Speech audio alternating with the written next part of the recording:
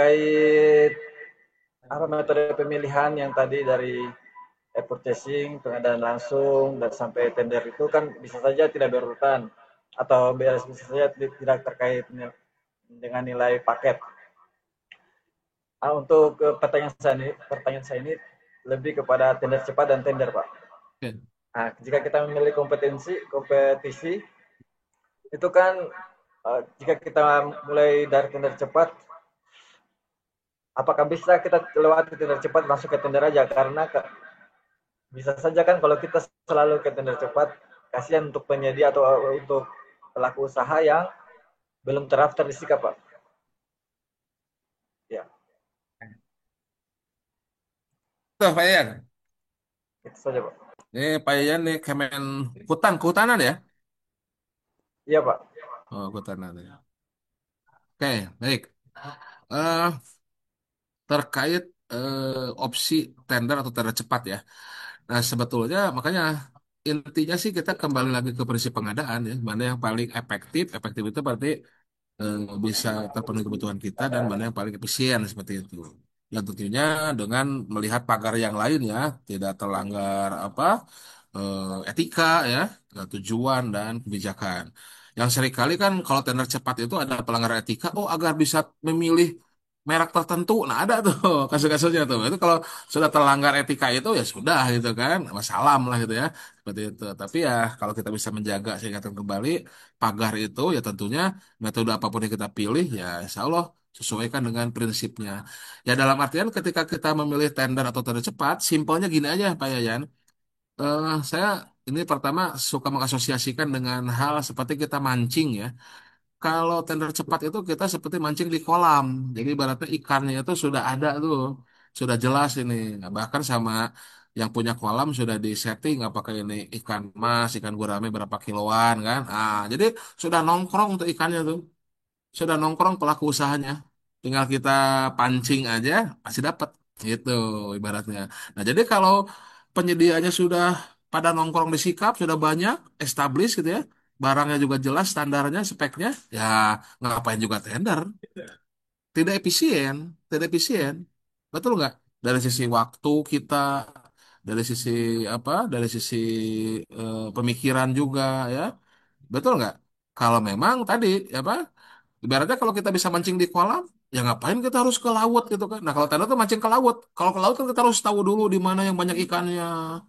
Harus nyiapin dulu kapalnya. Ya berarti ya dokumennya segala macamnya. Butuh usaha lebih lah gitu. Nah, ini sudah ada ikan di kolam yang nongkrong gitu kan. Nah kenapa apa tidak menggunakan tanda cepat saja? Kurang lebih seperti itu kalau diasosiasikan ya. Nah, tapi kalau memang di sikap pelaku usahanya belum established, belum banyak, terus speknya juga masih debatable, ya. Ini mau ikan berapa kilo? Ibaratnya kalau di ikan ya, mau ikan berapa 500 gram, terus sekilo atau gimana? Gitu ya. Mau ikan apa? Ikan mas atau apa? Ya tender aja dengan ke laut aja lah gitu kan. Itu tender aja kalau masih debatable. Jadi kan tanda cepat itu untuk pelakunya memang sudah banyak established di sikap, kemudian barangnya juga produknya juga yang firm ya, yang standar tidak ada debatable lagi seperti itu. Baru silakan kalau memang bisa tanda cepat ya mendingan tanda cepat karena lebih efisien. Kalau efektif mungkin sama-sama efektif ya. Nah, lebih efisien seperti itu. Kompetitif masih ada kompetisi, masih ada kompetisi silakan. Jadi, bahkan gini juga nih saya ingin memberikan ini tambahan ke teman-teman masalah negosiasi. Walaupun di dalam peraturan itu negosiasi itu kan hanya untuk konsultan, hanya untuk 2 tahap. Tapi kalau kita mau melakukan negosiasi, tapi kan tidak ada dalam aturan misalkan tender biasa atau tender cepat pakai negosiasi, ya kenapa tidak? Hal yang tidak dalam aturan kalau memang sesuai dengan prinsip pengadaan lebih efisien, kenapa tidak? Ini sebagai sedikit pencerahan aja gitu ya. Jadi kita jangan takut melakukan hal yang bisa lebih murah, bisa lebih efektif efisien. Kalau nggak ada dalam aturan, kan dalam artian tidak diatur dalam kitab suci pun, ya kita kan boleh melaksanakan, bukan berarti itu haram gitu kan. Tidak semua diatur dalam kitab suci pengadaan ibaratnya gitu. Gitu kurang lebih ya Pak Yan ya. Jadi kembalikan ke prinsip pengadaan saja. Berarti apa yang Saya ada di sini cukup banyak yang menanyakan terkait pengadaan. langsung untuk konstruksi gitu. Mungkin Pak Heli bisa lebih jelaskan siapa-siapa saja pelaku usahanya. Lalu apakah saat dalam proses pengadaan langsung ini masih dalam tahap eh, juknisnya belum terbit dan masih kontradiktif dengan perpres sebelumnya gitu. Apakah tetap boleh dilaksanakan? Seperti itu, Pak. Kalau sesuai SE 1 lima itu sebetulnya sudah ada apa? Sudah ada go lah gitu ya, sudah ada silahkan dilaksanakan ya. Tapi kalau memang misalkan masih ragu, belum belum bisa membuat dokumennya ya jangan dulu lah seperti itu. Tapi ya kalau pertanyaannya apakah harus nunggu peraturan turunannya nggak perlu di SE itu sudah ada itu, sudah ada pengadaan langsung itu kan bisa dilakukan. Tapi ya MDP-nya harus disesuaikan dulu seperti itu. Betul ya? Jadi silahkan sesuaikan dokumennya. Ya. Oke, Pak. Kita balik dulu ke yang raise hand di Zoom ini. Ada Bapak Andri. Boleh silakan Pak, perkenalkan diri dan juga perkenalkan dari mana. Silakan Pak. Baik, terima kasih moderator. Terima kasih Pak Heldi. Perkenalkan saya Andri Budi dari Biro Logistik Kota Lampung, Pak.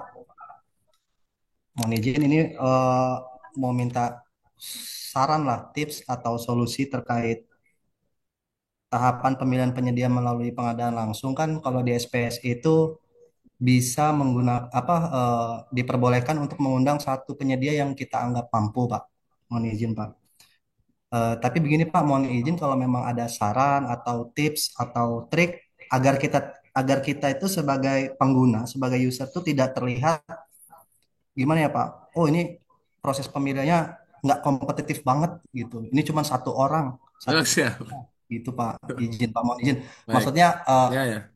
dokumen real apa apa dokumen pendukung apa sih Pak yang bisa kita Ya. lampirkan manakala kita hanya memilih satu itu dasarnya Ya. apa? Ya. Apakah dari rating bintangnya ataukah Ya. dari pengalaman pekerjaan? Terus kalau emang seperti itu kita bisa lihat di mana gitu Pak, mohon izin. Ya. Yang kedua mohon Baik. izin Pak sedikit saja Pak karena ini kami Eh, juga sedang mencari cari ilmu gitu Pak, sharing kami juga masih keterbatasan kami. ya. Untuk slide Bapak tadi yang di tahapan pemilihan penyedia, mohon izin Pak, yang Perlem 12 2012 itu mohon izin Pak memastikan apakah itu Perlem 12 2012 atau 12 2021 Pak. 12/2021 ya. Oh ya, baik Pak. Ya, Jadi ya, ya. tadi saya lihatnya Typo 12 ya. 20. Oh, ada typo ya. Ya, ya, ya, ya. Makasih Pak, makasih. Hanya Ya, memastikan ya. aja Pak. Siap, Izin. siap. Makasih hanya itu Pak. Terima kasih Ya. atas waktunya Pak Yudi.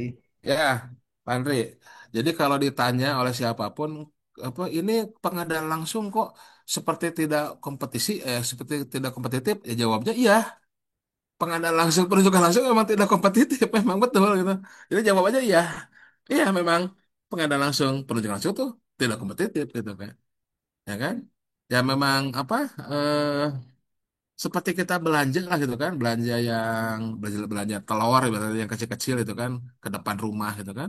Ini kok tidak memilih-milih dulu penyedia telur mungkin kan ada di warung Madura, ada di warung Batak gitu kan, ada di Alfamart, Alun Barat. Kenapa tidak dikompetisikan dulu? Ah ini kan cuman beli telur, gitu kan. Sama aku harganya gitu kan. Itu kan. Jadi tidak perlu kita kompetisikan pun ya kita cari yang paling dekat. Nah, itu kan beli telur cari yang paling dekat, cari yang paling efisien jaraknya. Nah, sekarang apa nih yang paling efisien? Kalau efektif ya mungkin mudah-mudahan bisa semua efektif ya. Nah, paling efisien ya tentunya ya yang paling mudah kita untuk mencarinya. Apakah tadi dari data disikap, sikap apa dari eh, penyedia yang pernah bekerja di instansinya dan itu memperoleh penilaian bagus seperti itu silakan. Ya kalau tidak di instansi sendiri, mungkin di instansi apa sama-sama Polri juga ada referensi bagus silahkan.